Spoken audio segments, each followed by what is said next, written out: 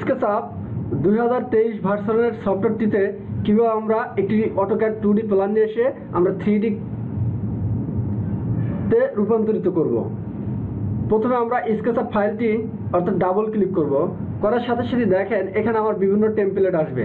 Create new model, আমরা কি করব, সিম্পল ইঞ্চিতে কাজ করব। আমরা এখানে ক্লিক দিলাম, সিম্পল ইঞ্চিতে ক্লিক দেওয়ার সাথে সাথে আমাদের একটা অর্থাৎ টেমপ্লেট চলে আসলো। আমাদের কিন্তু স্কেচআপ ফাইলটি ওপেন হয়ে গেল।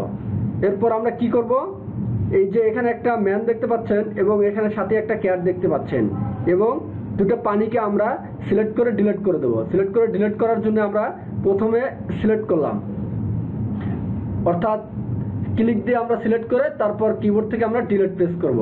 দেখেন অটোমেটিক কিন্তু ডিলিট হয়ে গেল। এরপর আমরা অটোক্যাড 2D প্ল্যানটা নিয়ে আসবো। আর অবশ্যই আমাকে খেয়াল রাখতে হবে যে অটোক্যাড 2D প্ল্যানটা কোথায় রাখছি। এরপর আমরা স্কেচআপ ফাইলটা মাইনাস করলাম, করার পর দেখেন এই যে আমার এখানে স্কেচআপ অর্থাৎ 3D প্ল্যান, আমি এটাতে অটোক্যাড 2D প্ল্যান করছি যে আমি স্কেচআপে নিয়ে 3D কাজ করব, এই জন্য এই ফাইলটা এই নাম দিয়ে সেভ করছি।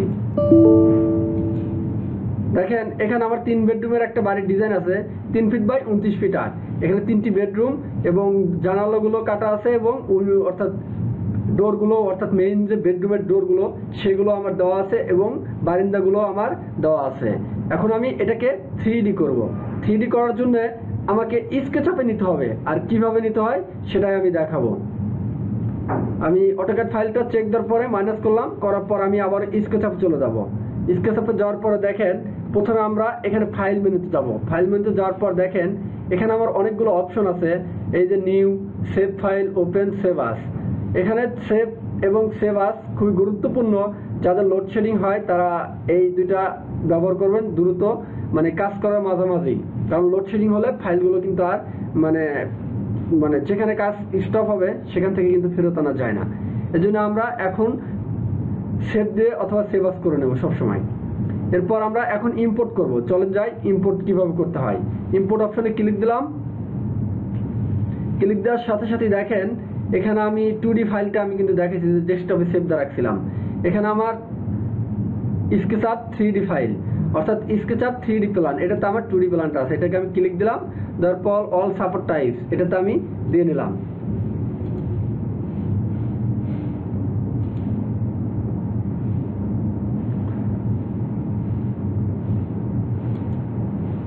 অল সাপোর্ট টাইপস ক্লিক দেওয়ার সাথে সাথে আমার স্কেচআপ ফাইলটা এই 2D ফাইলটা আবার দেখা দিল। এরপর আমি কি করব, ইম্পোর্টে ক্লিক দিলাম। দেখেন এরপর ক্লোজ দেওয়ার পর সাথে সাথে কিন্তু আমাদের সেই 2D ফাইলটা কিন্তু চলে আসলো। আমাদের টেক্সটগুলো হাইড করা আছে, এই জন্য টেক্সটটা কিন্তু আসেনি।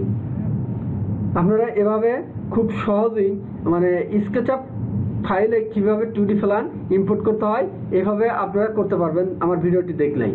এখন আমি আপনাদেরকে কথা না বাড়িয়ে কিভাবে অর্থাৎ অল উঠাবো এবং একটা প্ল্যান 3Dতে কিভাবে সম্পূর্ণ করতে হয় সেটাই দেখাবো। এটাকে আমি ক্লিক দিলাম। ক্লিক দেওয়ার পর আমি এখান থেকে আমাদের যে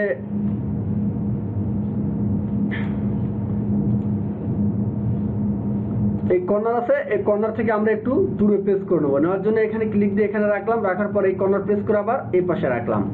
আমাদের এই মেজারমেন্ট অর্থাৎ লেফট সাইড মেজারমেন্ট এবং সবুজ এবং নীল এই 3টা কার্সার চিহ্ন সবসময় থেকে একটু দূরে রাখবো, 1 ইঞ্চি অথবা 2 ইঞ্চি দূরে। কারণ কি যদি এর উপর আমাদের সেই অলের দাগগুলো উঠে যায় তাহলে আমাদের কাজ করতে অনেক প্রবলেম হবে। এই প্রবলেমগুলো ফেস যেন না করতে হয় এর জন্য আমরা ফাইলটাকে এদিকে একটু সরিয়ে নিলাম। ওকে,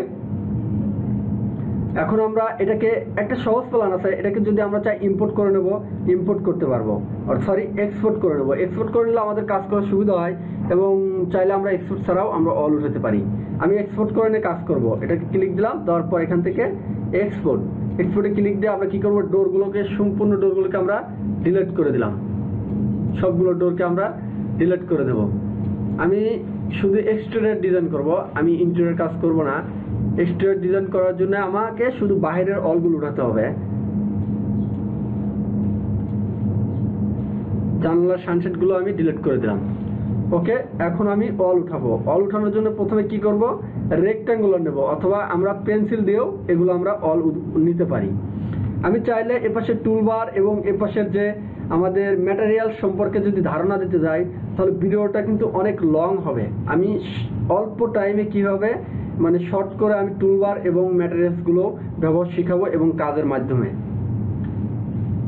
আসলে অনেকে লং করে ভিডিও বানায়, আর লং ভিডিও দেখতে চাবেন না আপনারা, কারণ ফ্রিতে কেউ কিছু পাইলে সেটার গুরুত্ব দেয় না।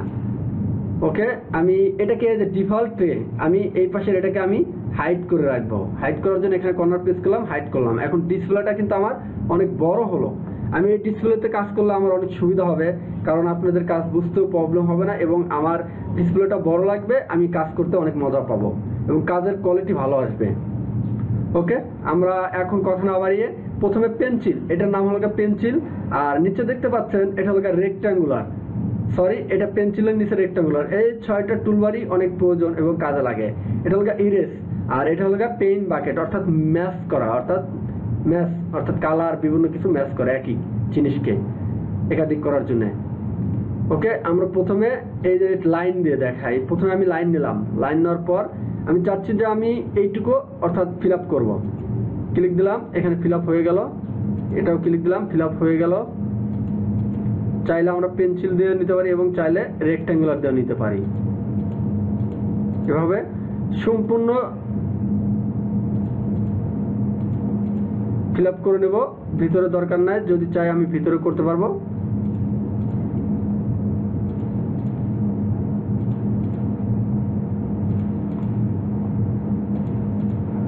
এভাবে আপনারা পেন্সিল দিয়ে সম্পূর্ণ ফিল আপ করে নেবেন। এরপর চাইলে এই যে রেক্ট্যাঙ্গুলার, আমি বলছিলাম যে রেক্ট্যাঙ্গুলার দিয়ে আপনারা ফিল আপ করতে পারবেন। যদি অলে কোথাও প্রবলেম হয় এবং কাটা থাকে তাহলে আপনারা এই যে যেমন এখানে দেখেন আমার কিন্তু 2D প্ল্যান হয়তো মিসিং ছিল, এই মিসিংটাকে আমি স্কেচআপে চাইলে আমি অল উঠাতে পারবো না, এটাকে আমি রেক্ট্যাঙ্গুলার দিয়েও আমি পূরণ করে নিতে পারি এবং পেন্সিল দিয়েও করা যাবে, সম্ভব।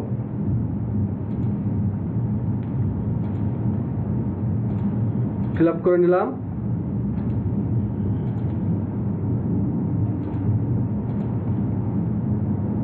আসলে এইভাবে যদি আমি রেক্ট্যাঙ্গুলার উঠাতে যাই আমার ভিডিওটাও কিন্তু প্রসেসিং অনেক বড় হবে, আর আমি কিন্তু এর আগে বললাম বড় হলে অনেকে দেখতে চায় না ভিডিও। আপনাদের অনেক উপকার আসবে ভিডিওটি যদি দেখেন। আমার এই ভিডিওগুলো দেখলে কোনো ট্রেনিং সেন্টার এবং বিভিন্ন যে কোর্স করায় এগুলো আপনাকে করতে হবে না, আপনি শুধু একটা ইউটিউবের ভিডিও দেখে আপনি 3D শিখতে পারবেন।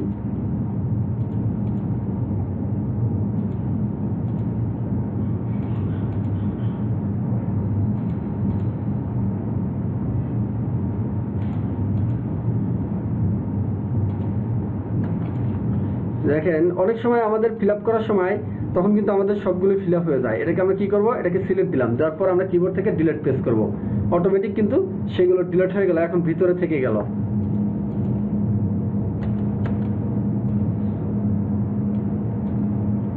এরপর দেখেন এপাশে ল্যান্ডিংগুলো রেখে দিই, সরি, চাইলে আমরা ল্যান্ডিংগুলো ফিল আপ করতে পারি। নিলাম, এখন আমরা এটাকে ফিল আপ করবো। সিঁড়িটা চাইলে আমরা দিতে পারি এবং না হলে প্রয়োজন নাই, কারণ